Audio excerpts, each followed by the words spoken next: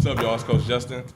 What's up, y'all? It's Coach Justin. We're here again at the Sit Down Podcast. We have a very, very special guest. Somebody I've been trying to get on here for a little while now. Somebody who welcomed me into the OEL with open arms. Coach Watkins, how's it going? It's going well. Thanks for having me. Happy to finally sit down and talk to you. Thank you, man. Thanks for coming down.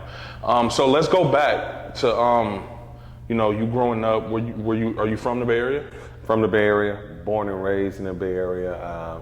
Actually born in San Francisco, but raised in West Oakland the majority of my life. Okay. A lot of people just didn't know that. I didn't know that. Yeah. Raised on 16th and Adeline. Okay, that's what's up. I used to play at Infirmary Park all the time. Oh, wow. Yeah, that's crazy. But I went to school in San Francisco the majority of my life. But you lived in Oakland? Yeah, so I used to commute from 6th grade all the way through high school. Oh, wow. Yeah. What high school did you go to? Mission High School in San Francisco. Did you play there? I played there, yeah. I played for Coach Mack, one of the best coaches in San Francisco, maybe the state. A young man that did it for many years. Actually, his son is my best friend in the world. Wow. It was one of those situations where his son ran the school. Okay. Got good grades. He was a hooper too? Yeah, he was a hooper. He was a hooper. Girls loved him, teachers loved him. And then one day I got put in class with him and I was like, Coach liked me at this time. I had good grades. I could play a little bit. Teacher told Coach, hey, ever since Orlando been in this class, Spoonie's grades done dropped. And his grades dropped because the class got harder. Right. It wasn't like I was over there messing with him. I'm like, I'm trying to make it myself. Right. And after that, I was in his doghouse all the time. Really? But I was over his house all the time because me and his son were best friends. So it was just like, God, I hate Orlando. But did that affect your relationship as far as coach and player? Nah, because the thing is, and I'll say this with no reservations, I wasn't a great player. Okay. I was a kid that picked stuff up. I wasn't the greatest athlete, I didn't work that hard at first, but we were always playing basketball. So I got better. You got the reps in. Yeah, I got the reps in, but it wouldn't translate to great game time. So I was a spot player. So coach would be like, Orlando, go in for right now. Cool, I go in. I wouldn't mess up, but I wouldn't do nothing spectacular. I was just steady. So were you okay with that, or did that bother you? Were you one of those players who like, damn, I want to play more, or I feel like I'm better than the minutes I'm getting, or our team was good. Okay. So I knew where I stood, but I was like some of these kids of today. Man, I could do better, but I didn't put any extra work in. Now, granted, back then there were no real training. We just used to go play against grown men. Right. So Spoon, I'll be like, hey, bro, we going to hoop? Yep, we're going to hoop. All right, I'll meet you at 6th Street. All right, I'll meet you at Portland. I'll meet you here. And we just go and we play against grown men. And that's how I got my confidence, and that's how I got better. But still, I wasn't an elite player. Right. But I wasn't a bum either. I got you. It was one of those things where I'm honest about it. Man, I wasn't a D1 player. Coming out of high school, I had an offer to go to Notre Dame, Belmont. Okay. And I was too cocky. Now I'm better than that. Really? I'm going to go JC. What was I thinking? Right. I had a 4-year, and I'm going to go JC. And I think that's pretty common, though. Yeah. I think that's pretty common, but go ahead, I'm sorry. Well, it was common because my coach's MO was, if you can't go to a 4-year that you want to, go to a JC. He did it with his son. He did it with my other teammate. He did it with teammates before. So that was the culture. Okay. My culture now at Oakland High is completely different. Right. Man, don't go to a JC unless you have to go to a JC. Get into a 4-year. Yeah. Because the thing is, a lot of you kids aren't going to be NBA players. Right. You're not going to go overseas. Right. So you want to meet as many CEOs, CFOs as possible.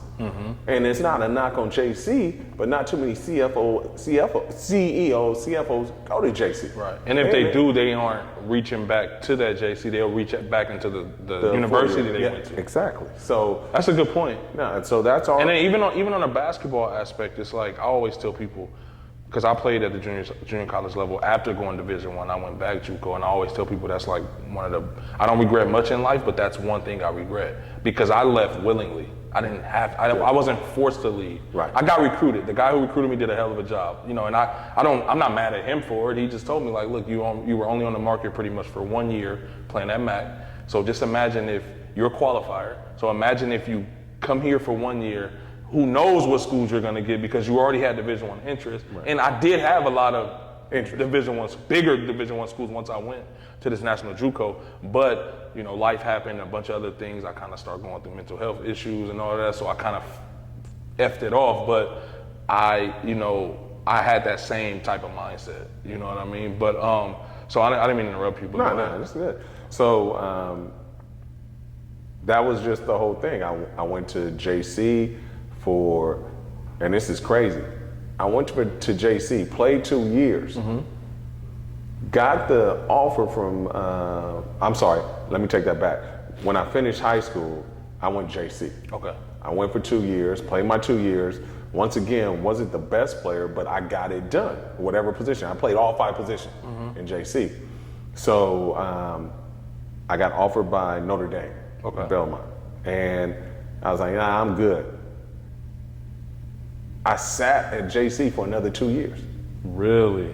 Instead of going to the 4 year, I sat in JC for another 2 years. Damn. What JC did you go to? College Alameda. Okay. And it was good for me because I made relationships, I learned some things and everything. But I sat there for 2 more years because there was no drive to even do basketball no more. And so when you say drive, do you mean as far as like somebody making sure you're doing what you need to do, like as far as structure, or you just were kind of falling out of love with it? I was falling out of love with it because I had a bad JC experience. I was the youngest. It was a new coach coming into College Alameda, Myron Jordan. Love Myron, great guy. And he was trying to establish his culture. Okay. But he also was trying to win. So I'm 18 years old, fresh out of high school. There was only one kid on the team younger than me, and he was from Israel. Oh, wow. Jonathan Baha. Greatest kid ever. And when I say 4.0, all he wanted to do was school and hoop. But the one thing that drove him the most, I can't wait to go back to my country and get in the military. Really? Because in Israel, that's what you do. That's the number one thing. That's like looked up to. Yep, you go to the military. And I'm like, hey, Jonathan, you in the States, man. You living good. Your parents should want to stay here. I'm going to his house. I'm like, your parents living good. This cool. You got a 4.0. Why you want to go back? That's what we do. And actually, he taught me like, no, this is what I want to do. I'm going to live, die for it. That's what's up. He was 17, the most mature person on the team. I had 27-year-olds on the team, and that was the issue with the team. There's an 18 and 17-year-old, but then we got 27, got kids. We got 25, ex-drug dealer. We got all this other stuff going on, and I'm not knocking them. Right. But I was one of the leaders on the team. And so we didn't do well. Second year, brought in some more players. We didn't do well. I got in trouble with an assistant coach because I'm a hothead. Right. And so coach told me, hey, you know what? You roll with me, you don't gotta clean this van. Because we were on a road trip. Cool. But I'm standing next to some other people. And the other assistant coach came out and said, hey, Orlando, y'all gotta clean up this van. No, I don't. Nah, you gotta clean up this van. Nah, I don't. Coach said I don't have to clean it. Well, I'm saying you gotta clean it. Coach said I ain't gotta clean it. I walked off. I mean, like, you the assistant coach. Right. And me and him already had a bad relationship. I was the favorite, and you know this. And kids, understand this. The coach that recruits you, that's your coach. Yep. Until the head coach signs off on you. So he didn't recruit me. So it was like, bruh, you're not gonna impact my playing time. And after that, I got no playing time. Really? Because the coach that recruited me was on his way out. And he was like dealing with stuff at home and everything like that. So the other coach got in the coach's ear. I got no playing time. Players were like, oh, what's going on? Hey, man. It's good. Well, That's what soured me from playing basketball. I'm like, this is some bullshit. I'll work everybody. I know all the plays. I ain't gonna get 20 points. Right. But I ain't gonna give up 10 points. It's like, dude, why aren't our playing? We losing. And you ain't gonna play me because of this cat? Man, forget it. I just finished out my year like, I ain't tripping. Thinking back, do you think you kind of brought down, like, because I went through something similar, not just like that, but I had an issue with the coach, and for whatever reason, I went from being the guy to not playing at all, like, or playing reliever minutes here and there. Did that affect you as a teammate to everybody else, or were you still, like, bought in, for lack of a better term? Like, everybody on the team loved me. Because I'm that dude. It's like, hey, man, you messed up on this play, but if you do this, next time it's cool. So you were still doing this? Oh, yeah. That's dope. Because these are my... Yeah, it's not your fault. That's we dope. partying together. Yeah. We going to do all this other stuff together, man. I'm going to help you shine. That's dope. I mean, I ain't tripping. That's dope. Because I've always had the mentality like, I'm going to be all right. Right, that's dope. For y'all, this might be your only chance. This cat, whatever. And it's funny, I can't say his name, but he became a JC coach. Wow. And he always used to be like, hey, oh, when you gonna send me some players? And I used to look him in his face, because I'm very respectful. My mama taught me this. I'd be like, oh, yeah, we'll talk about it. Never called her. Yeah. I'm never sending you a player, dude. You soured me from the thing I love the most. I love basketball. And for 2 years, I was just like, I'm good. I'm never sending you a player. And he used to see, and he's not coaching no more, for 4 years straight. Nope. As a matter of fact, he was a coach in Stockton right when I start coaching at Oakland High as a head coach. And he was like, oh, you want to play us? Yep, you bet I do. Went out there and mollywopped his team. Felt bad for the kids too. Yeah, but it was just like they got caught up as innocent bystanders. Oh, they had a 6'5" stud. He can do it all. I told my kids, hey man, if you don't win this game by 20, y'all gonna have to see me for an hour after this. After this, and we had to drive from Stockton back to Oakland. That poor team got whooped. Did you guys get it? Oh yeah, well, we destroyed him. And I shook his hand and said, good job. He's like, oh, you got a good team. The team was so young. We weren't that good. We only won that year 1 OAL game, and I think 3 games total. Wow. And it was PJ's sophomore year. Okay. But I told him, I was like, hey, if we lose this game, y'all ain't gonna like what's gonna happen. We gotta win this game. Man, they did it. That's dope. We only had 3 wins, and that was one of my best wins ever. That's dope. Payback. That's dope. Yeah. Just to go back a little bit, I definitely want to get into the Oakland High stuff.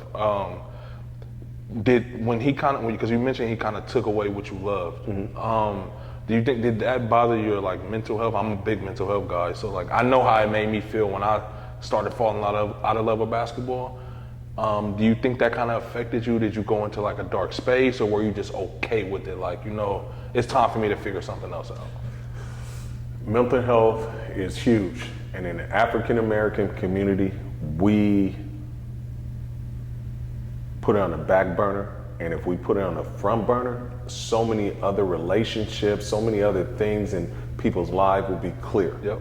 I'm a big proponent of mental health, and we talk to our kids. Our study hall right now, I would say is 80% mental health. That's just dope. Checking into them. Hey man, how you feel mentally? Yeah. What's going on at home? The academic stuff we worry about later, but this is a new environment for you, and I need to make sure mentally you guys are checked in. So for me, I had a really good support system. I'm not gonna lie, I've been blessed. That's dope. I've always had a good support system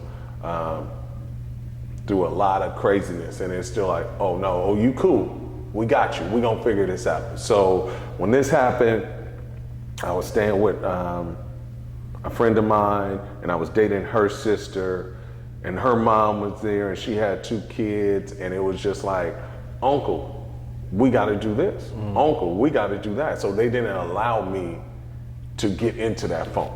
You know what I'm saying? You already had that, I don't want to say pressure, but you had that responsibility already. Yeah, that's dope. But they could see it. They saw the effect on me, and they're like, oh, she'll be like, Orlando, we need to go to the store right now. Hey, get in the car, let's go in the store, we gotta go do this.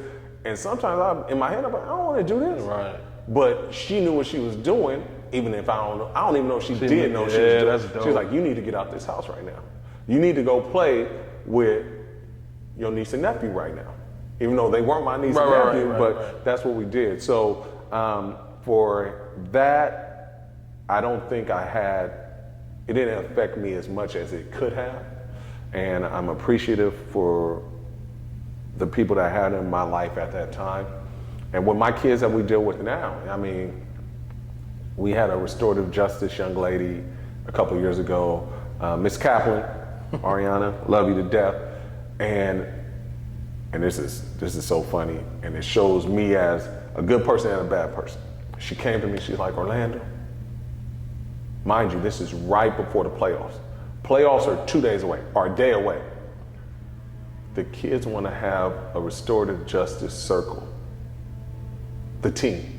Wow. I looked at her. I was like, okay. And this was my face, okay. She's like, no, Orlando, you have to take it serious. No, I will take it serious. In my head, I already know what's going to go on. These kids don't understand how lucky they are to have a safe zone like that to speak. And they need it. Right. My basketball team don't need it. And when I say that, we have a safe zone. Hey, fellas, let's go in this locker room. Let's talk this out. It stays between these walls. We'll fix it and we'll move on. But they wanted to feel safe with her. No problem. We go in there, we sit down. I knew what was gonna come out this meeting. Everybody goes around, they say their thing. Coach, you got anything to say? Nope. This is your guys' time to express your feelings. So they got everything out. Coach, you wanna say something? Yeah, I got something to say now. We couldn't have done this in the locker room. We have to put our dirty laundry out to Miss Kaplan. And I know she's not gonna say nothing, but fellas, as young men dealing with basketball, come talk to me. Talk to your teammates. The same thing we just did for an hour and a half. We could do an hour and a half in the team room, and it would have got fixed sooner because I tell them all the time, teammates are not supposed to like each other all the time. Right. It's not real if you do. It's not real. So the stuff that you said about him should have been said 3 months ago. But to him. To him. Right. And I told you 3 months ago, fellas, if you guys have something to say about a teammate, say it now, we're good. Right. The same safe zone that she gave him, we already have built in.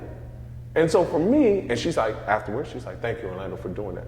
I was like, I knew what was gonna happen. So I'm cool with it. I always want the kids to feel. Sometimes you have to do stuff like that to prove the point. And that's exactly what happened. The next year, a lot of the same players were on the team. And I was like, do we have to go get Miss Kaplan so we can do this restorative justice thing? And they were like, nah, hey man, this is what I feel about what happened. I was like, and that's what, it's a learning lesson. Yeah. But if I would have been an asshole and been like, nah, we ain't doing it, I'm gonna fix it. Right. Then the kids wouldn't have seen like. That would have closed them off more. Exactly. Yeah. So it was just like, hey, let's do it. And so we try to do a lot of out of the box thing. One of my friends said, your team do yoga? I was like, man, we've been doing yoga for the last 7 years. Really? I didn't even know that. And they're like, why you do yoga? I was like, we had a yoga lady say, I'm gonna come do yoga with your guys. It'll help with flexibility, it'll help with this, help with dealing with stress and everything. Kids from Oakland don't really get that. Hey, I'm gonna mess with you. She did it for free. But then the program ran out, we had to pay. We have a yoga teacher on staff at Oakland High. Every Tuesday before study hall, varsity players go to yoga for an hour and a half. We've had 0 major injuries. That's dope. The kids love it. They'll be like, we got yoga today? Yeah, man, you got yoga today?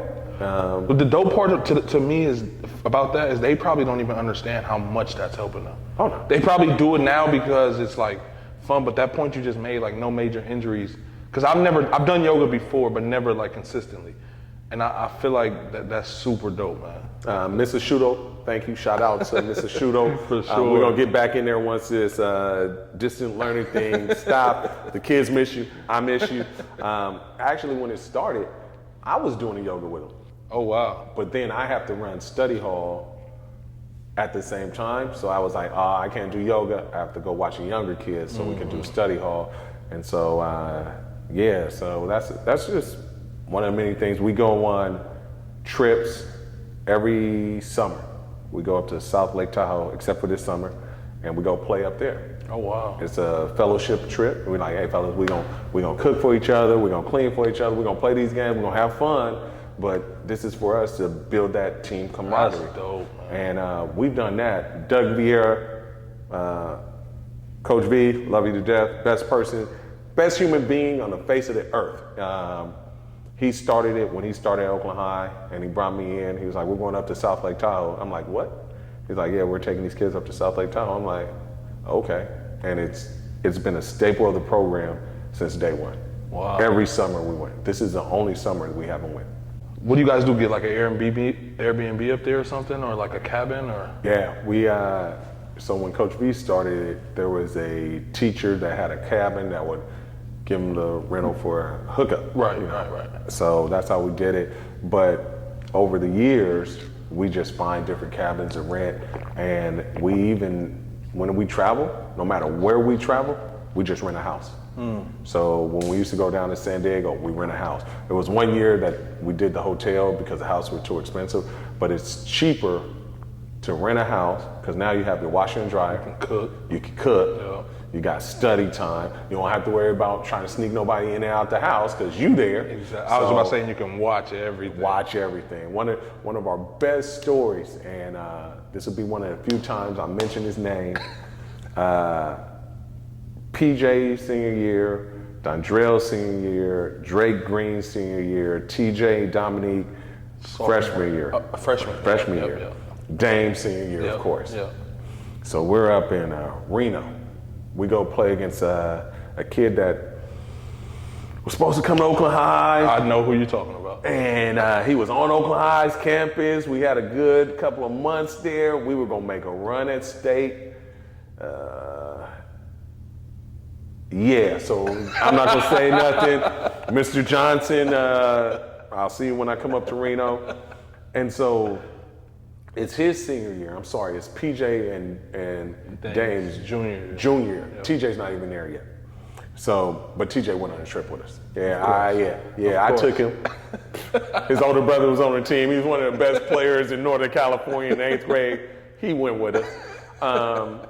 So we're up there, and we're in this house, and we took our JV and our varsity team. Oh shit. Because we played a scrimmage, and then we played a game. But Armand was supposed to come to us, so we told Armand, we'll come play your senior year. And Armand told us, man, I'm gonna give you 40. I told Armand, you might get 40. You're not gonna win this game though. Watkins, I'm gonna win this game. All right, Armand, no problem. So Armand came down the year before, torched the OEL. He played Skyline, gave them 40, 50. I remember that little run, I think. Yeah, gave us 40 or 50, and we almost beat them. And that was my first year, so we weren't that talented. You know, PJ by far was our best player. Right. John Kim, we had a player, John Kim and PJ, those cats were our two best players. So the next year we have Dame now. And I'm looking at Armand like, hey bro, you ain't beating us. It's a little different. Yeah, and he's looking at me like, man, I got you. And he know Dame because Right. they worked out all summer because they were gonna play together. Right. And he's like, man, I got Dame. I was like, all right. So we played. He got it. He gave us 40. We won by 30. During the game, he's like, Coach, why are you zoning me?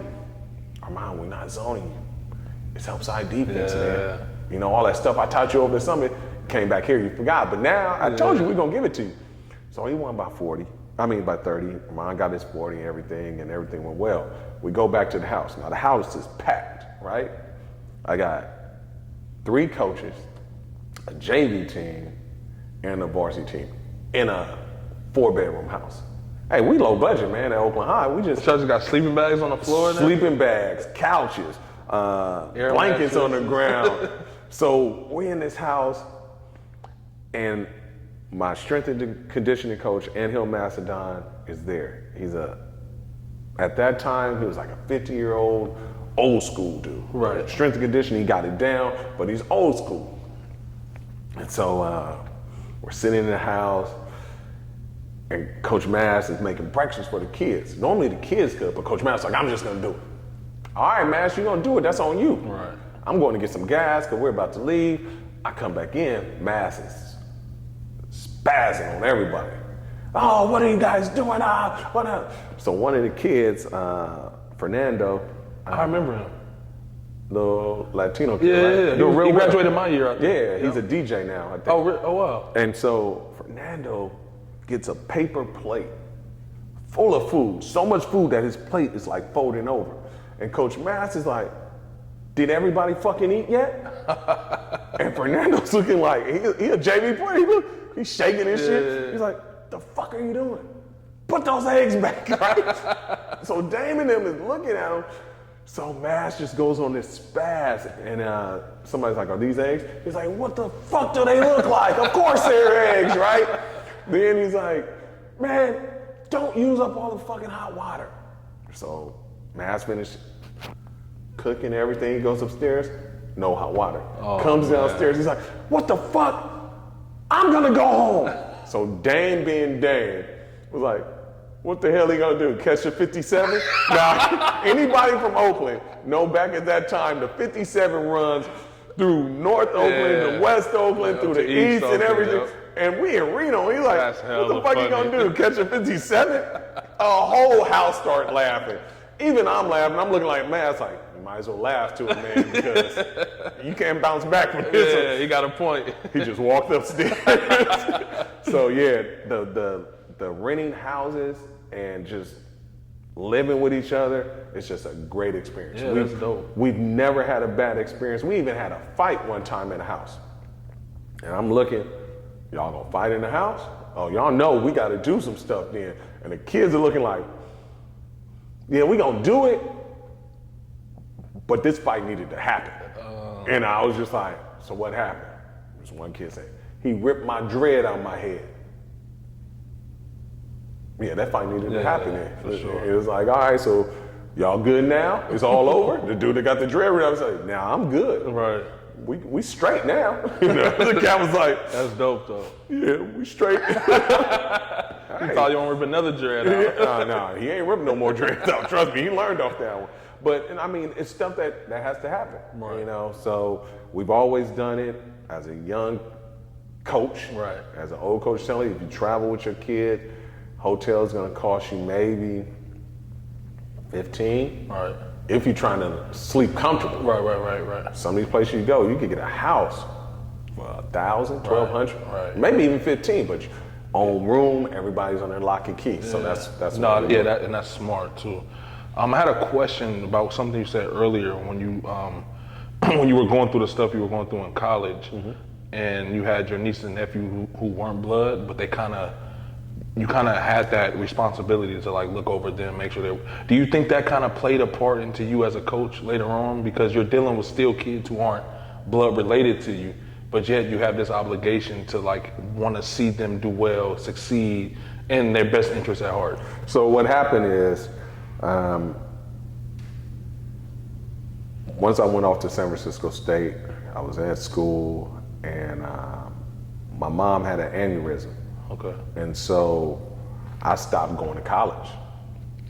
I got a job at a nonprofit, YEP, Youth Employment Partnership. I started off as a team leader. Okay. I started off as an assistant team leader. I should have got a team leader. And then like 2 weeks later, somebody quit. And they were like, oh, we want to make you a team leader. I'm like, yeah, y'all 2 weeks late. I should have been a team leader. Yeah, it just started me off. Did the team leader. A couple of years later, promoted me to a junior counselor. Okay. And then, and now while all this is going on, I'm still at. So when I was a team leader, I was still at College of Alameda. Okay. And so this is during the time that I was just like, I'm done with hoop. So, but I had a connection in the athletic department that I was able to drive the van for the female volleyball team. Anybody that know me know I love women. And volleyball women are some of the best looking athletes they are. That's a fact. So I'm like, y'all gonna pay me to drive these girls to games? Yeah, no problem. I'm not tripping. So I did that, and this is where everything came together. The women's coach was Stephanie Vieira. Okay. Her husband was Doug Vieira. Okay. Doug was an assistant coach at Bishop O'Dowd. Okay. Doug had coached Division I women's basketball. He knew sports, he knew basketball. And this was our end of the year thing, and he went to dinner with us. Okay. So we're just sitting there talking. It's me and this guy I never met before. But I know his wife, I love his wife, she's a great young lady. So we started talking basketball. He's like, yeah, I coach at Bishop. Oh, okay, that's cool. And he was like, man, I would love to get into the OAL and coach. I was like, you know what? I haven't watched too much OAL basketball because I have been out of basketball. I was like, but OAL has great athletes. If they could just learn discipline, they can really do something special. Yep. And he's like, yeah, I feel the same way. And we talked for like 2 hours about basketball. And 6 months later, and volleyball season ends around December or something in college back then. 6 months later, I'm at YEP as a junior counselor. After I'm done at San Francisco State, meaning I didn't get my degree. I just stopped going because my mom had her aneurysm. And so they were like, Orlando, you have a call. I'm like, who is it? They're like, Doug. Now, we deal with people all the time, so I'm like, okay, hello? And it's like, hey, Orlando, it's Doug. Doug Vieira, Stephanie's husband. I'm like, hey, how you doing? Everything good with Steph? He's like, yeah, everything's good. I just got this job at Oakland High as the head coach. I was like, okay, good, congratulations. Not thinking nothing about it. And I'm just like, all right, congratulations. Why is he calling me? He's like, so I want you to come over and coach with me. Oh, all right, no hesitation. And he's like, oh, it's a paid position. I'll do it for free. I wasn't really tripping off the money or anything. And he's like, okay, so this is what's going on. And he wanted to give me the JV head coach position. Okay. I was like, nah, I'm not ready for that. Had you coached before? Never. Okay. Never coached before. Thought about it? No. Really? Not at all. Not at all. So, pause in the story. Going back to when you're feeling yourself transitioning out of basketball, you weren't thinking like, maybe I can go coach? Nah. Were you like a super vocal leader? I remember you saying earlier you would correct stuff for your players. Oh, that's dope. Always like that. But when I stopped playing, I played in rec leagues. I kept playing. Okay. And I'm super competitive, so I'm always competing. But as far as chasing that Division II, NAIA, all that, I was like, man, I'm good with that. So now you're doing it as like a hobby as opposed to with a dream or a goal. Hobby, staying in Exercise, shape. right. Yeah, exactly. That's dope. So that was it. So when he's like, you want to do the JV job? I'm like, nah, I'm not ready for that, man. I said, I'll sit on your bench, I'll be your assistant. He's like, okay, but that position not paid. Oh, I ain't tripping off the money, don't trip. So we had another great coach, Dave Joyce. He did the JV, and I worked with Coach V on the varsity. I walk in, the team did horrible the year before. What year is this?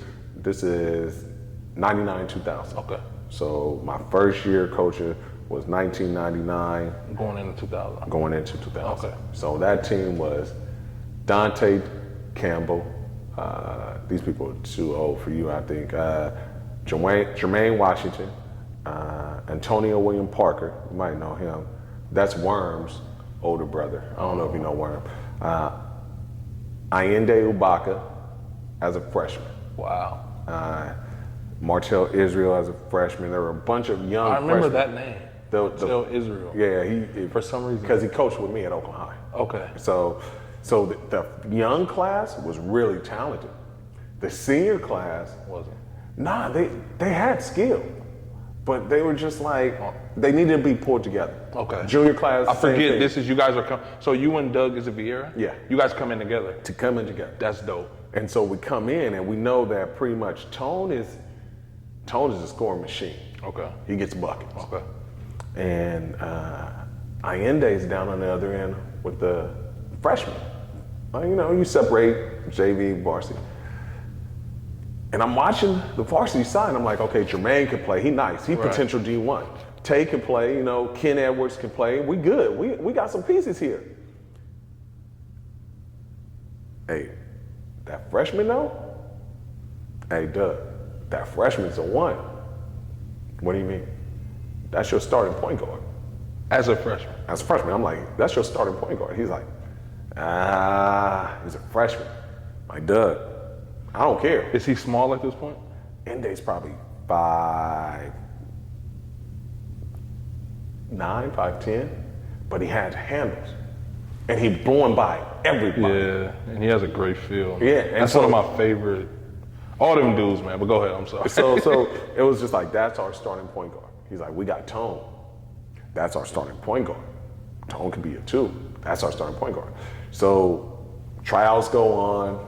Doug Caesar's like, nah, he's a varsity player. And Ende's like, no, I want to play JV. And I'm like, and by this time, he had sort of become like the guy I recruited. So, you know, so I'm like, nah, young blood, you got to play varsity. Nah, I want to play JV. Hey, no, you going to play varsity. What's his reasoning? He just wanted to play with his friends. You know, and for him, it's like, that's varsity. I'm not ready for that yet. But he had it. Did you guys come to him like, hey, man, you're going to play? Because so it wasn't him saying like, I don't want to come up there and ride the bench. I want to play down here and get minutes. It wasn't that situation. Nah, I think it was just one of those things like, this is what I'm supposed to do. Yeah. And he told me later that all the coaches in the OAL recruited him. Mind you, we didn't recruit. We just got there. It was his home school. He just walked on campus. He's getting promised starting positions at all these other schools. And he was like, nah, I'm just going to go to Oakland High. My sister go there, I'm going to Oakland High. Wow. Walks on. Long story short, he starts. We went OAL that year. Yeah. So they went from a team that finished, I think, 4th or 5th to 9-1 in OAL, win OAL. Wow. And then that was just, that catapulted Oakland High, as much as everybody knows Oakland High for Jabari, rightfully so, TJ, rightfully so, Dame, PJ, all those guys. That 99 team started all of that. Yeah. Now, before 99, I can't speak about it. Right. I know some of the players, and they're cool guys, cool players, but I wasn't attached to that. Right. That 99 team, that was the groundwork that got everything else going. We got Marcus Carson to come to Oakland High because I told Marcus, hey, if we beat your team, you got to transfer to Oakland High. Where'd he go? He went to Salesian. And we played Salesian and we won. I was like, hey man, you need to transfer, man. We won. I told you we won, you gonna come. And he did actually come. It was other reasons. It wasn't because of that. And that just kept the name going and everything. So it started with that 99 class, which would be the 2003 class. So that's Jalen Martel, Dwayne Eddings, Fred Beverly, Ray Hope. Not Ray Hope, I'm sorry. Ray Holmes Brown. And so he was a 5'8" center. Guarded Leon better than anybody we saw. Really? But because he was a bulldog. He wasn't scared of nobody. And he hurt his wrist. I don't know how the refs let him play. He played every game his senior years with his hands taped like a boxer. And I'll be like, how y'all let him do this? And he'll tell me like, my wrists are hurt, so I tape my wrist and this is the support. But he would go out there taped like a boxer. Really? Yeah. And so, that's hella fun. Yeah, if I had video of that, people would be like, how is this happening? And you see him against Leon. Leon's towering over him. And Leon's scoring, don't get me wrong. It's not like Ray stopped him. But he's making them work. Making them work. Yeah. And then, so yeah, that was it. That was the start of it. That's how I started coaching. And then that spring, Jermaine, Ende, Martel, all we did for the spring and summer is hoop. We go over to San Francisco and hoop, playing against grown men and everything like that. So Allende ended up playing varsity. He played varsity. Did he play well? He started. We won OEM. And he's just a wide-eyed freshman, just like. Doesn't even realize what he's doing, probably. Best defender on the team. Really? Shut people down. See, I was so young back then and I didn't watch Oakland High enough because my dad was taking me to like the MAC games. Rightfully so. Right. Where else? I would go see Tech, obviously. My sister went to Castlemont, so I watched them a lot. But I remember Allende as being like my favorite. Like when I watched him play for the first time in the Easter tournament, I was like, that's a point guard. Like he was like, I have favorites, a bunch of favorites from that era, but they all for different reasons. You know what I mean? Right. Allende was like, if I want to be a point guard, I have to mimic him. You know what I mean? Like I saw this dude, he probably doesn't remember this, but this is how weird I am. I'm watching him play at the Easter tournament at Bushrod. He gets a kick out and somebody closes out to him. He could shoot it, but he doesn't. So he does like a head fake, but he jumps up, but he stays on one foot. I think he used to always do that. So he does it like he's gonna shoot it, and then he like goes by in and out and like throws a dime, and then I hear, and it's like a timeout or something. He's walking off the court, and somebody's like, man, shoot that, and he's like, I could have shot it, but I got a better shot, and that stuck with me.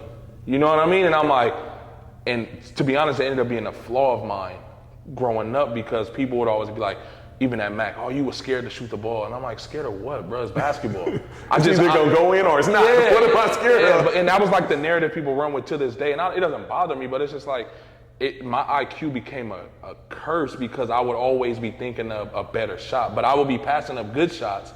And then people would be like, man, you gotta make that because that's what you do. And it's like, yeah, but I'm trying to be a PG. Y'all trying to turn me into a shooter. You know what I mean? I don't want to be locked in as a shooter. And this is where,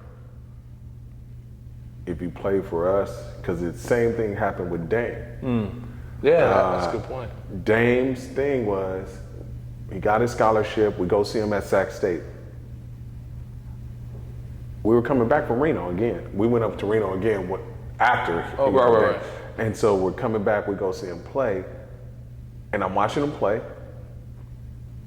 He passed up like 6 shots. 6 Dame shots. That he usually would take? Yeah. Okay. Definitely when he played with us. Right. So after the game, we go see him. See, Watkins, I told you I could play point guard, man. I was like, hey, Dame, bro, hold up. Why'd you pass up those 6 shots? And he knew what I was talking about. He's like, man, I'm just showing him I can play. But hey, man, you ain't got to worry about that. You are a basketball player. Yeah. And I wish I coached. I was just, man, you just play basketball. And they're gonna find you. Because realistically, no matter what you do, people are gonna put you in the holes that they think you're gonna be in. Exactly. So just play basketball. Right. It might be somebody that wants you to score. Hey, I can see you can score. Right. Might be somebody that wants to pass. Hey, I can see you can pass. But if you're always passing, they never see that you can score. And so we tell our kids all the time, hey man, we ain't got positions. None of y'all are 6'9". None of y'all are 6'5". You know, we're a small team. Right. So everybody got to learn to pass. Everybody got to learn to shoot. Sometimes you're going to take bad shots. I'm going to pull you for it. Mm-hmm. Sometimes you're going to take good shots. I'm still going to pull you for it. So just play basketball. Right. And so that's our thing is be a basketball player. We don't have, I shouldn't tell them this, I'm sorry. We don't have a number system. Right. Hey, we got big guards, we got small guards. Yeah.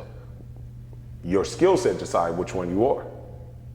Now, if you're a big guard, that's because you choose to be a big guard. Because we teaching everybody guard skills. Right. So that's the thing right now, and especially with the way the game is going. Everybody's shooting threes anyway. Tell me about it. Now, not everybody should shoot threes, but everybody's shooting threes. Right. So it's like, man, I'm gonna give you all the skills you need to win this game of basketball and hopefully get a scholarship. Right.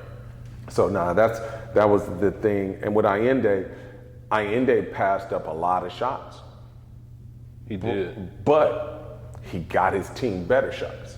And when it was crunch time, Allende's not passing up no shots. He knocking that shit down. He can shoot it, man. He can score. Man, we put in hours at the gym. When I say we would just go play. Yeah. And then after we play, we shoot around and everything. I'm like, hey, bro, you're going to have everything you need because you already know how to dribble and pass. I can't teach you that. Right. You know how to play defense. Right. I wish you took a couple more charges, but you know how to play defense. And that's one of the things Inde hated doing when taking charges. That's the one thing he wouldn't do. But we got to work on that shot so Inde can score.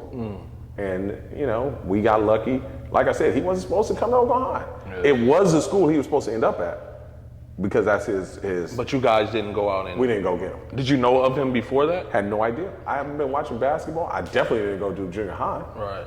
You know, I'm 22, 21 years old, doing my own thing. So you got in there pretty early. Yeah. So, and that's why, you know, to this day, I think later on today, I'm probably gonna go spend some time with Ende and his kids. I train his daughter. Oh, wow. So tell him I want to get him on the show, man. I will. Please do that. Hey, he's a great interview. Yeah. He's a great, played professionally, had his ups and downs, building his company now. You know, he has a great workout business. That's dope. He changed the name when he moved down here, so I forget the name. But nah, he's doing great things. Yeah, everybody says such great things about him. I've met him in passing a few times. Obviously, I know of him. I'm younger, but I really want him on the show. Like that whole era. Like I'm working on people that know them directly, to help me get them on there. And I've watched people talk about that era and how it was a good era. The people before that era are saying how that era was okay, but it wasn't that good of an era. I'm talking Leon, Q, Allende, Kellogg, Armando, Josh. Surratt. You remember Josh Acosta? Yeah. Did he go to Oakland High or Castlemont? Castlemont. Yeah, the guard. Josh, right? yeah. He had handles, man. You know what I'm saying? So at DR, he was at Berkeley High. It's like he's a little behind him. Marcus Carson. It's like that era, and if you take into Wasn't account, Chris Oakes in that too? Chris Oakes. Yeah. If you take into account the girl side, Devonay, Alexis. So I'm like, how do you say that era wasn't one of the best? Now, granted, I wasn't back in the day back then, but you're talking about, let's just say the colleges, Cal, UConn, North Carolina, Miami. You know what I'm saying? Mondo down in Miami. Eastern Washington, I mean, dudes going there. It's like DeMarche, I remember Reno. that name, DeMarche. It's like so many good kids that actually got out to school. Yeah. I think some of these people get caught up on like, nah, this was a great year, but how many of those kids actually went to school? That's a fact. And that's the downside of Oakland. Yep. For every Gary Payton, Jason Kidd, Damian Lillard, there's a Hook Mitchell. There's hundreds of them. Yeah. Hundreds of the other side. The other side. That's a fact. And it goes back to what I think of, what I say is just, it's hard for me to say this, but overcoming your obstacles. I don't think kids are taught to expect to overcome their obstacles. Mm. One of the things we tell our kids is, you know, make your obstacle your story. Meaning, overcoming that obstacle is now going to be your story. So you can talk about it. You can talk about it. That's dope. I didn't let that hold me down. Everybody got a story of my mom wasn't in my life, my dad wasn't in my life. So if you're gonna live that, then that's gonna define you. Whereas my mom wasn't in my life, but my grandma was there that I did right, and so I did X, Y, and Z. And so that's such a good point, man. I don't even want to interrupt you, but I love on this show when people give me little one-liners like that, as far as make your obstacles your story. Because now that I didn't realize how bad off I was until I got out of basketball completely, right? I took 3 years away. Like after I was coaching at Dominguez, I stopped and I took 3 years off. Didn't do anything basketball related.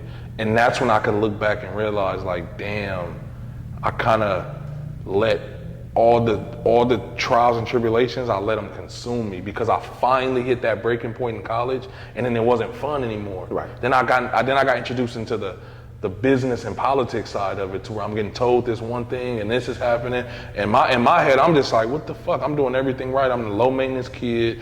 I can be high maintenance. You know, if I feel like I can't trust you, then I go from playing for Scott all these years to where we have this relationship to where it's like really adult coach and young coach. You know what I mean? Right. On the floor. So when I go into college and I'm doing these same things to where if Scott shows me how to guard a down screen, I'm like, oh no, coach, we're supposed to go like this. we implement that. But in college, when I do that, they're taking it as I'm trying to show them up. Right. You know what I mean? And me not realizing that, oh damn, I'm a young kid who this guy doesn't really know that well, and I'm not doing it, pulling him to the side. I'm doing it in practice. Like, oh no, that's not how you guard that low cross. Like, you got to go underneath, meet him on the other side, bump him, blah blah blah. And he's looking at me like, who the fuck you think you are? And I'm not trying to do it to be disrespectful. No. You know what I mean? I'm doing it to help, again, the betterment of the team. And this is how I was taught to do it. And then I also had to understand that everybody has their different defensive concepts and philosophies and why. But see, I didn't know any of that growing up. So this is the thing, and that's great that you did that. We tell our kids, and I'm really telling you, we try to prepare for everything. Hey, fellas, this is Oakland High style, Yep. but when you go someplace else, it might be different. And you can always lean back on Oakland High style. But if it's different from what, let's just say, Puget Sound style is, then you gotta adjust. But that goes back to our thing of be a basketball player. You got to be able to adjust. Coach Will, and I got to give him props, because if I don't, then I'm really a dick, and I'm not a dick. Oakland High's basketball program has reached the heights that it has because of Coach Will. Will Lou is, I'm the head coach, but in reality, we're co-head coaches. You know, Will puts in so much time, and it's funny.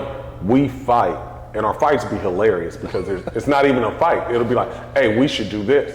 And I'll be like, nah, we ain't gonna do it. And he'll just look at me like, but we should do this. And I'm like, yeah, but we're not. We're gonna do this. And that's literally our fight. I want to even expand that statement you made. I feel like, me and Will Cherry spoke about this not too long ago. After I had him and Will Lou on the show, I think he has a big piece to do with that whole era. Not just Oakland High, but because even me, like when I never played for Will, and I was in college, he was reaching out to me all the time. I would put something on Facebook, he would be in my inbox, whether it was checking me, checking up on me, advising me. And at the time, I looked at it like, whatever. You know, it was not that big of a deal to me. I always responded because I had respect for him and I knew him for so long. But now looking back, and I even told him this on the show, it's like, I don't think you understand that the stuff that you do, because you're invested in everybody. You know stats, you go to games. I've seen him pop up at games, and that is like big. You know what I mean? Because he doesn't have to. I never played for him. You know, I never worked out with him. I never done anything basketball related besides talk to him. And even as an adult, like, he was like, oh, what you doing now? Like, oh yeah, I work for Wells Fargo, and you know, he told me what he does and if I need help, and he's always been that. You know what I mean? And that's just a special person to be able to fully give himself back no matter what, because he sacrifices a lot, I can only imagine. Yeah, he does. It's funny, when I got the job at Oakland High, I had met Will a year before, and we talked basketball, and I met him through a very good friend of mine, Nick Yokomizo. And so I saw him a couple of times and stuff. I was like, hey man, when I get this coaching gig, you want to come over to Oakland High? I got this class of kids that I brought up, I got to see them through. All right, I'm just letting you know, if you want to come to Oakland High, I worked it a little hard, you know. Hey, come on, man. For real, it's OAL. So he finished out that 1 year, and then he came over PJ's junior year. So he's been with me since PJ's junior year. And the program wouldn't have gotten to where it's at without Will's sacrifice and Will's dedication to kids, period. That's a fact. And so, reaching out to you, Wendell was supposed to be at Oakland High to somebody else. Once again, hey, I'll be working behind the scenes. Y'all don't know, but I'll be working. And I just spoke to Wayne yesterday, actually. Will stayed in contact with Wendell, Juan. You know, there's so many kids that we knew and we know. Yeah. Now, Will's really good at it. Yeah. And I love that Will does it. Reason why I don't do it, I don't have social media. Yeah. You don't see me on Instagram, I don't do none of that. So my phone number has been the same phone number for 25 years. It will never change. So my kids know, If I need him, I'll call him. Yeah. But kids nowadays, or young adults nowadays, it's so much easier to do this. Yeah. And my thing, like, man, I'm not getting on that. If you want to know what's going on in my life, call me, text me. Yeah. So, but Will's really into that. And that's, you need that balance. Yeah, that's a great balance for you guys. And that's the whole thing. Like, Marcus the other day called me because he needed something from the school. And I'm like, you good? Family good? All right, cool. Let me call and get it done for you. And so that's what it is. But Will's has that internet presence. And he does that. And that's why he's able to follow people that are 3,000, 2,000, 1,000 miles away. Because it's like people post stuff. He chimes in, and that's it. So he sent books to players, even though they're dads now, even though they're professionals now. Hey, you need to look at this article, and it's good. And I'll call somebody or text somebody and be like, I'm coming to town. Okay, yep, we'll go eat. And so that's just it. So it works out. That's so dope, though. That's why we're able to do what we do. And I'm not saying we're the best at it, but when you look at how many kids we touch, whether they play for us or not, I mean, we're sincere and we're genuine about helping kids of Oakland. And I think the good thing about it is you guys both have a common goal. Yeah. You know what I mean? And you guys aren't, because that was my biggest thing when I got the job, and he speaking to him about it. And you know, I've watched you guys program from before. Obviously, I played against you. After it, I followed you guys, got a relationship with you, him, pretty much all the coaches that's been around. And I was telling him, like, man, my biggest fear is like having people on the staff that I can't trust and all of those things. And I mentioned you guys, obviously this is talking to Will, but I mentioned you guys, it's like, you guys complement each other so well. You know what I mean? I feel like I've seen you guys, even as when we play against you, like he'll be sitting here, you guys will just give each other a look and y'all are communicating without even saying shit. Yeah. You know what I mean? And then this is the reality, and all great coaches know your assistant make you who you are. Yeah. The reality is one day I'm gonna lose Will. Will's gonna wanna go to the next level. Will's gonna wanna have his own program. And then that's where my evolution as a coach has to be. I have to find another Will. Yeah. Or, which there isn't another Will in the world. Trust me, I've known him for a while. Or I have to change things I do now, which means to fit somebody else. And so that's why it's worked. Hopefully in the next couple of years we'll achieve one of our goals. Every year our goal is for our kids to graduate from college. This is the one thing as a coach that I think I told you before, if I haven't, we never judge ourselves off of that year. Yep, you told me this. We judge ourselves 5 years after that kid graduates. So for our seniors now that won OAL, happy for you, legitimate. But in 5 years, if you have a degree, we can throw a party. We go pop a bottle. That's what I'm looking at. And in 5 years, if you don't have your degree, but you're a positive person in society, we'll pop a bottle then too. That's when we celebrate our championship. So we have far more people that are professionals in life than we do playing professional sports. That's dope, man. And that has to still feel good. I mean, that's an accomplishment within itself. Because you see people, I'm sure you've had people come through your program who didn't turn out so well. Not like you love them any less, but it's just like, okay, you're not gonna be able to get through to everybody, but the 80% or 90%, however many you do, it's still worth it. Yeah. And I think even the ones that we don't get through to, we get through to. Right. It's just on a different level. Yeah. And it maybe hasn't clicked yet. Yeah. Because sometimes it happens later for people. It happens later. I had a young man, I can't say his name, and he played for us 1 year. And his senior year, he had been shot twice. And he came to me, he's like, I want to play. I done left all the streets behind me. Look at my chest, I've been shot, yada. And me and the kid I don't think the kid liked me because I was so tough on him. And from where he came from, it's like, man, who is this cat being so tough on me? Hey, you ain't got to do it. Right. There's a door, you can leave. But his senior year, he came to me. Like I said, I've been shot twice, made it through. I want to play the senior year.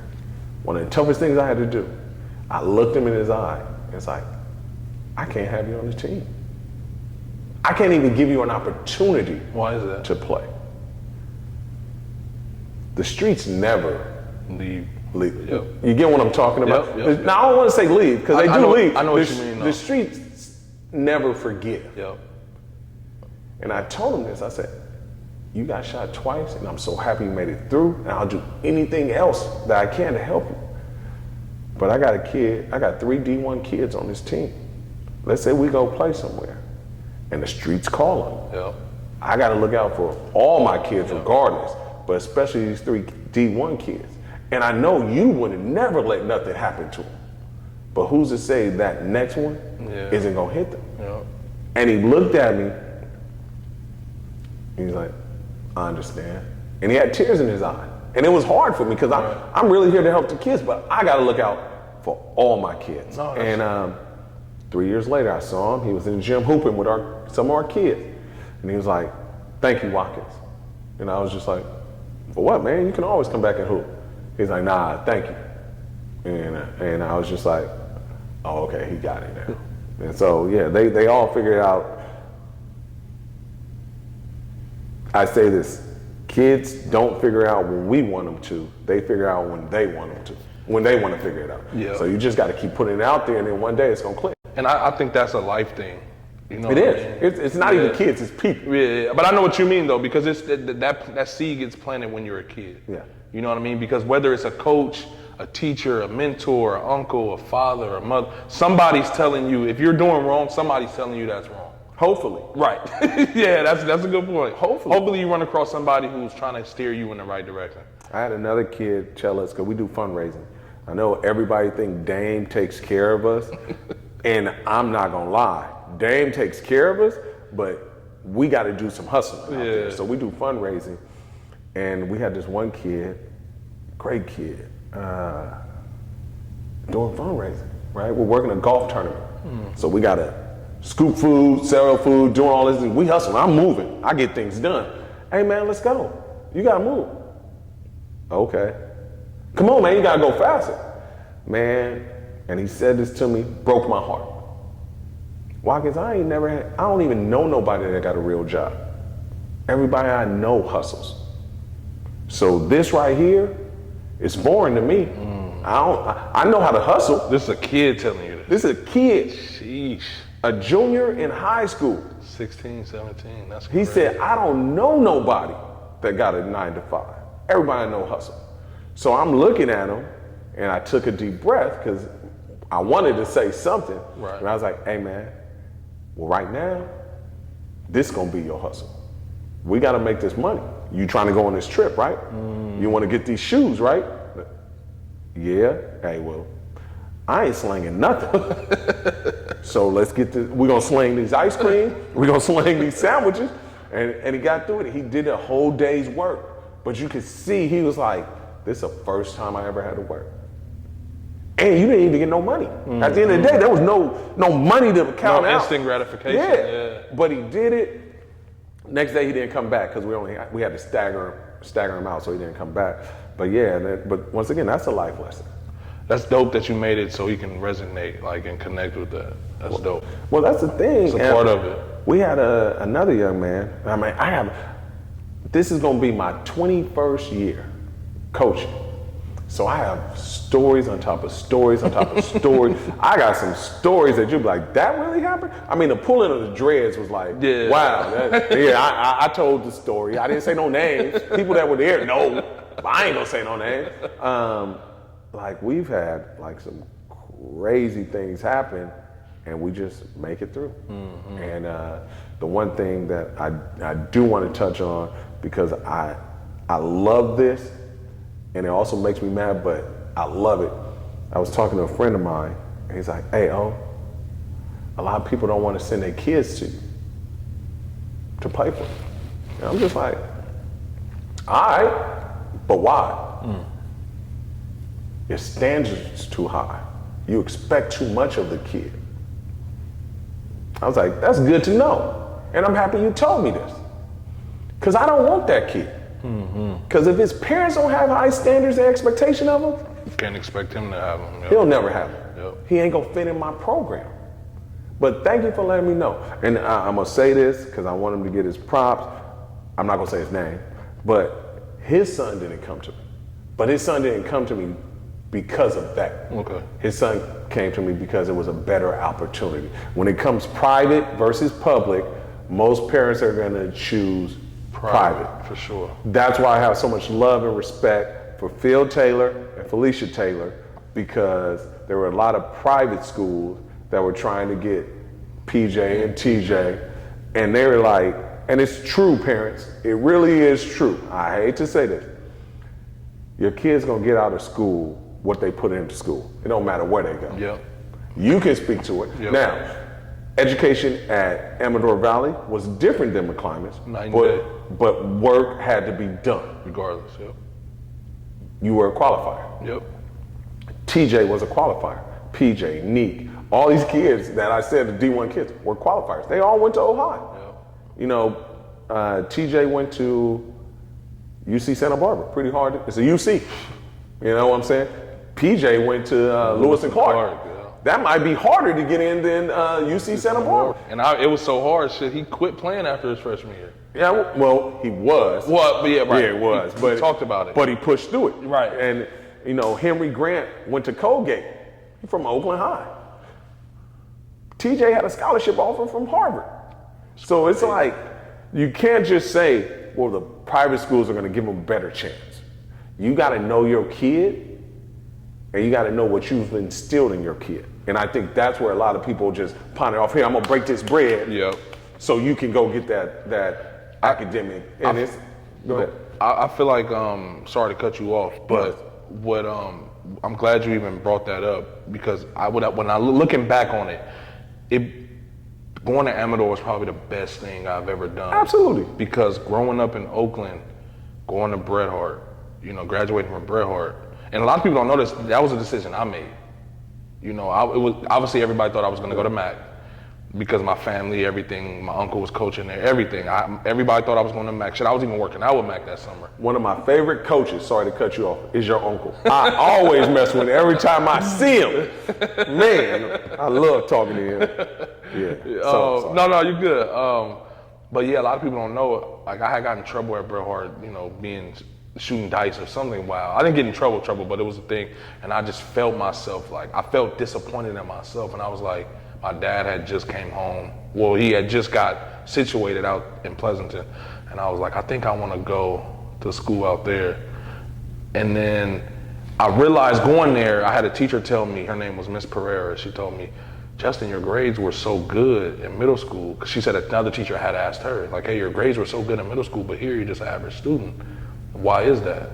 She said the teacher asked her that, and she was like, you don't understand that an A in Oakland is equivalent to a C out here, if that. And I remember going to Amador, shit, we had 2 textbooks, one that stayed in class, and one that went home. That was assigned to me.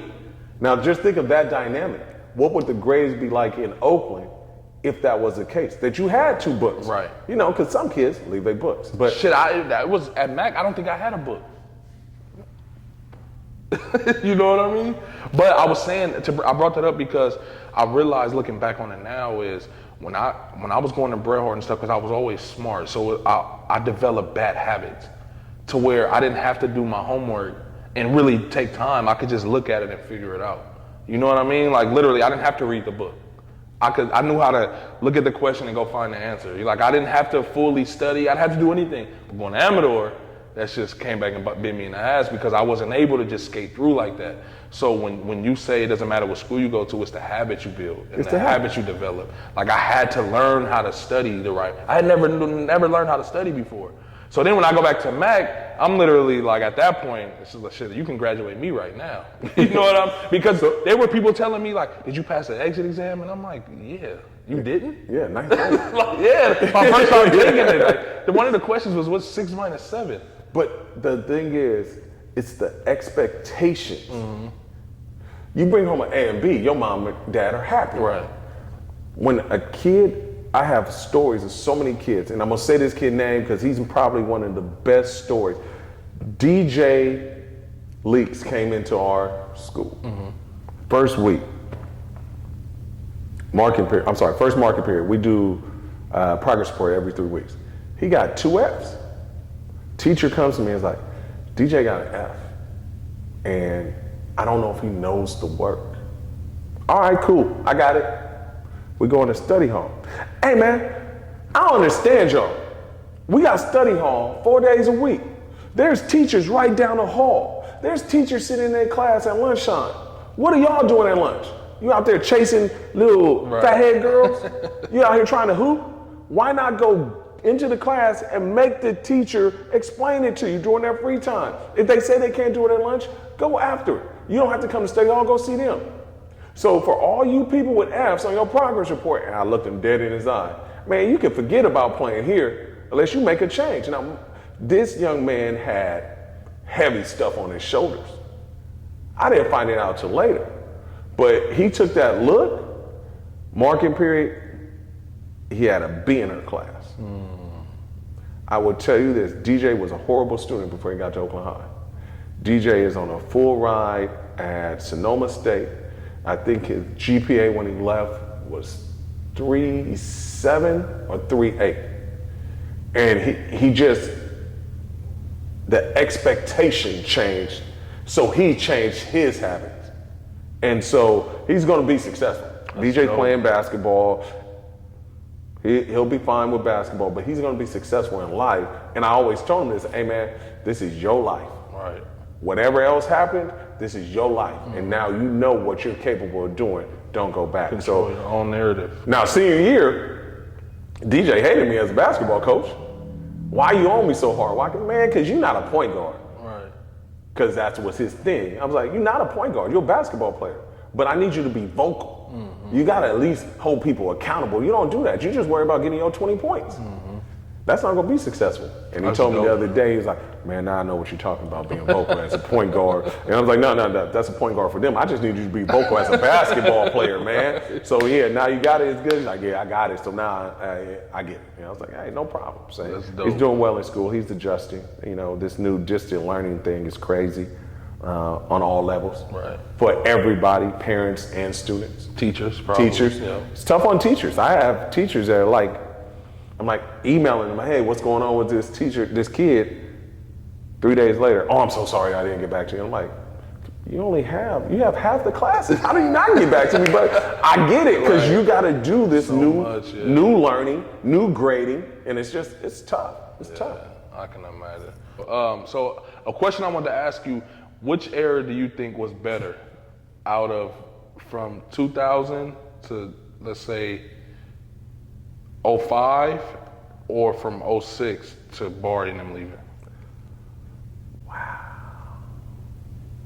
I've been wanting to ask you this question I almost called you and asked you, but I'd rather ask you on camera. So 06. So your first year until 06 to 11. Yep. 06 to 11. Or 2000, or let's say 99 to your first year to 05, and then from 06 to 2011. You know what? It's sort of tough. And I'm gonna tell you why it's tough, and then I'll tell you who I think it is. Okay. 99 to 2005, that's what you said, right? There were very few basketball trainers. Very few. So these kids were out there getting their grind on. Parks, gyms, push-ups, running the beach and everything just on their own.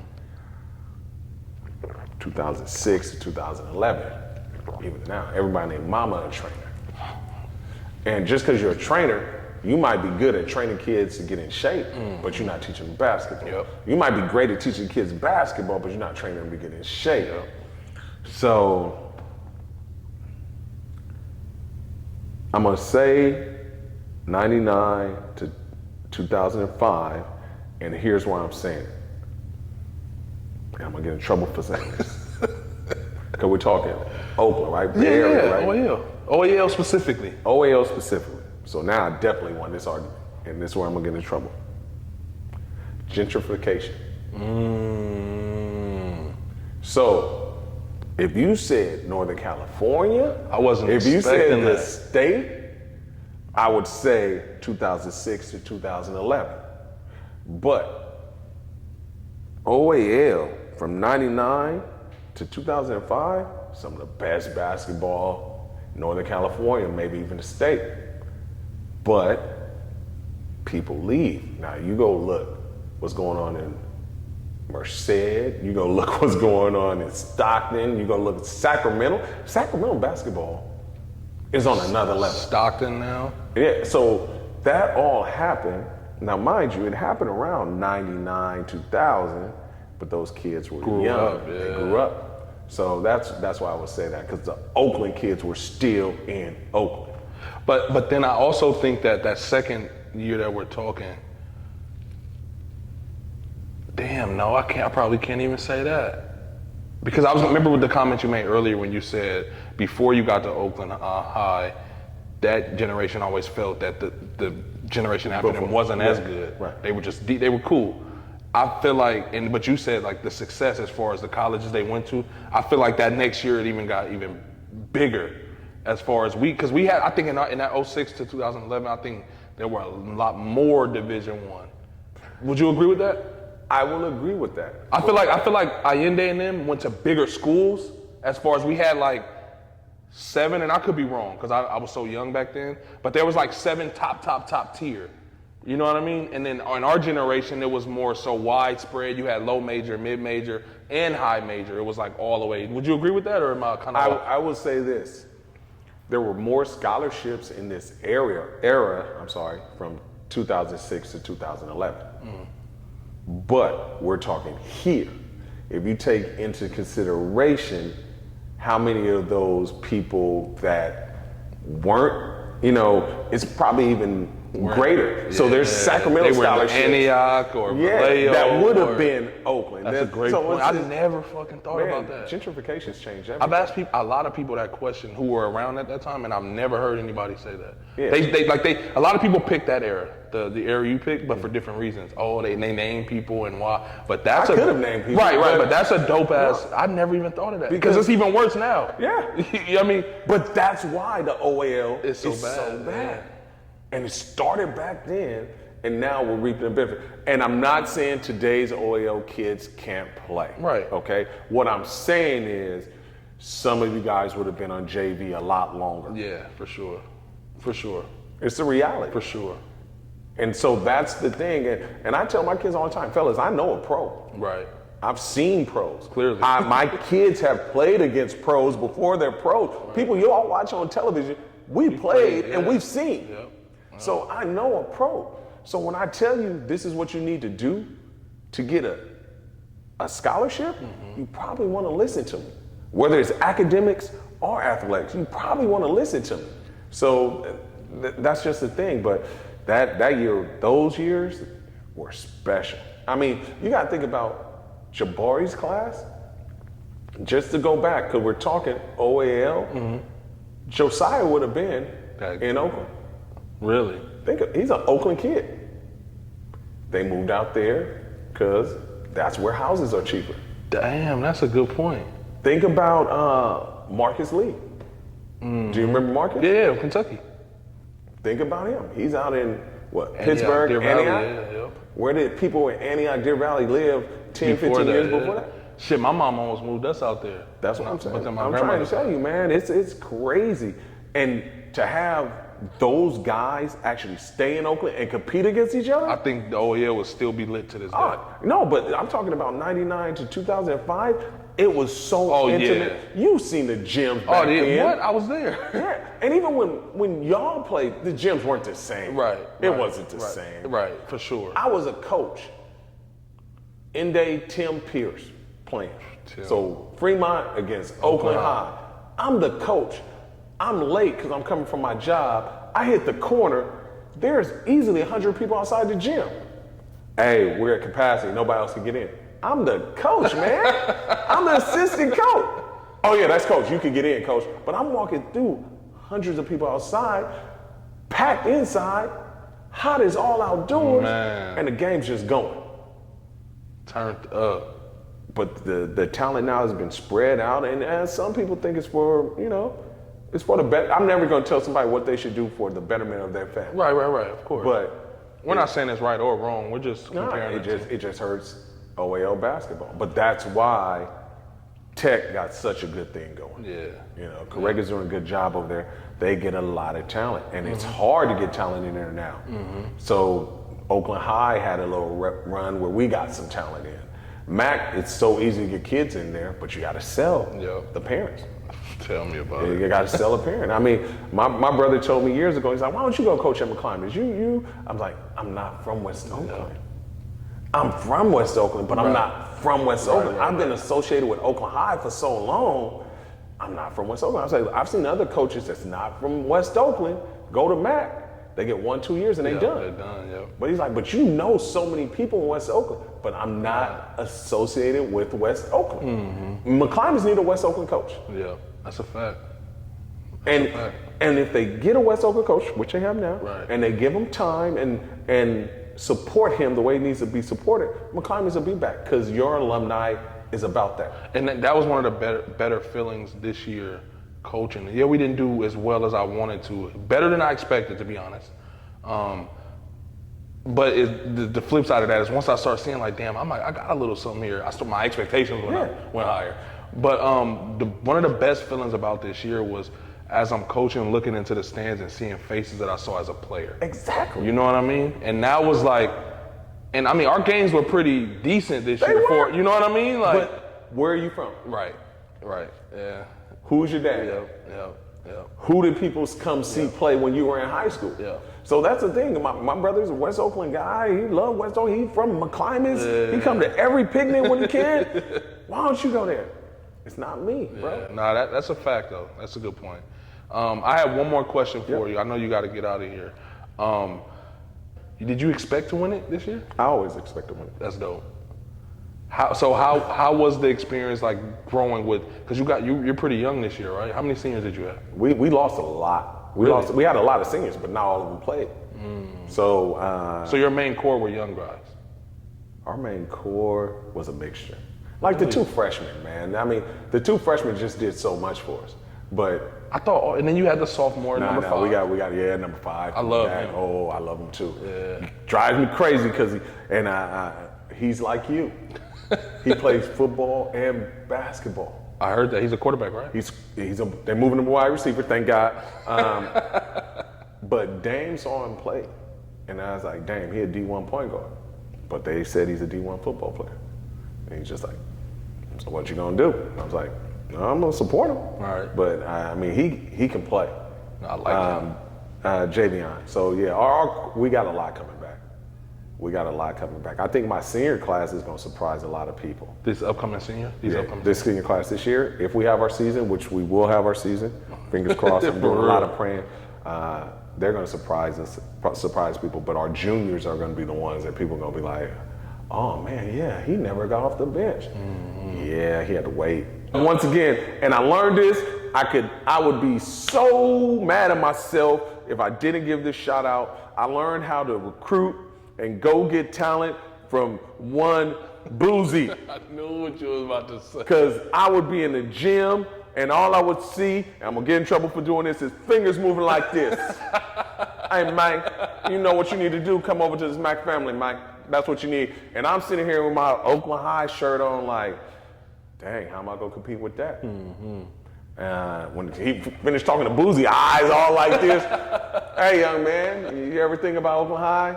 Man, I just got talked to by Mac family. What I'm gonna do at Oakland High?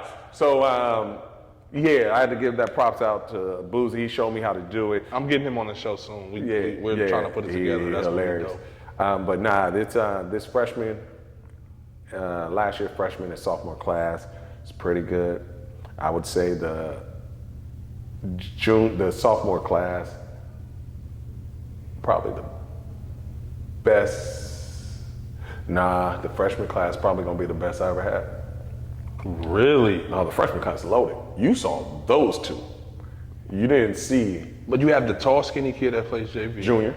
I like he's gonna be a junior, and he's very good. Oh, he's gonna be a junior. He's a junior. Oh, okay. Yeah. That's what I'm sorry. I keep saying going. So what's next right now as far as going forward? Obviously, we're all trying to have the season, getting everything situated.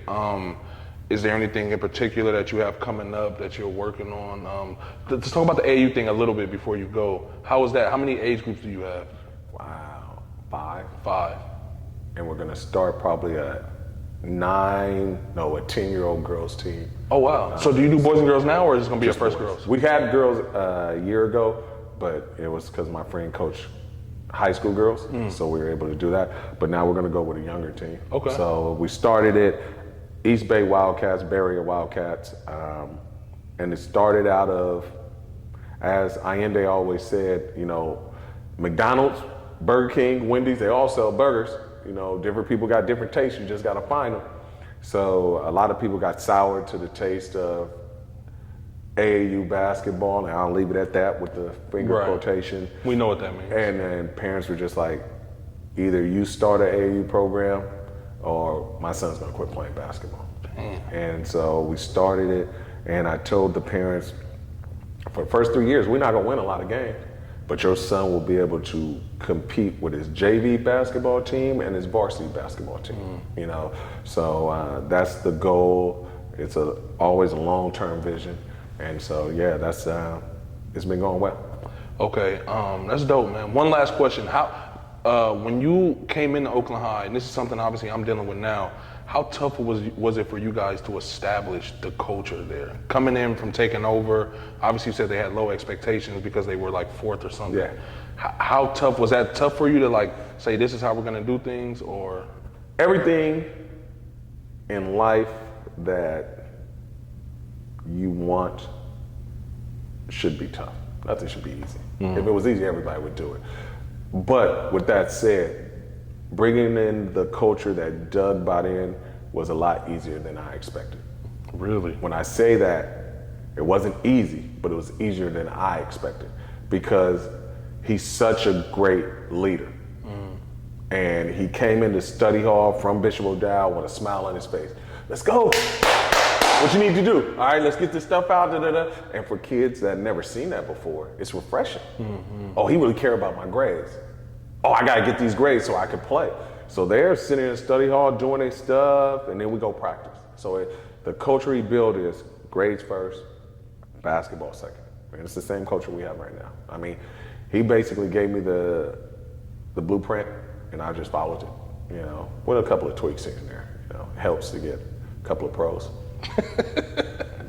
That's dope. Yeah, we didn't even talk about that, but I want to do something else with you. I'll talk to you about it off camera. That's fine. I want to have you involved in something else, and I'm trying to put together now. But yeah, man, thanks for coming down, man. Really dope conversation, dope stories. Obviously, thanks for helping me. You know, you every time we see each other, we talk about, you know, you give me advice, you give me pointers, you know, I've always been invested, so thanks for that. Thanks for being you. Obviously, all you guys kind of welcomed me with open arms, which made me feel, you know, good. Yeah, man, that's a wrap. Thank you, sir. Yes, sir.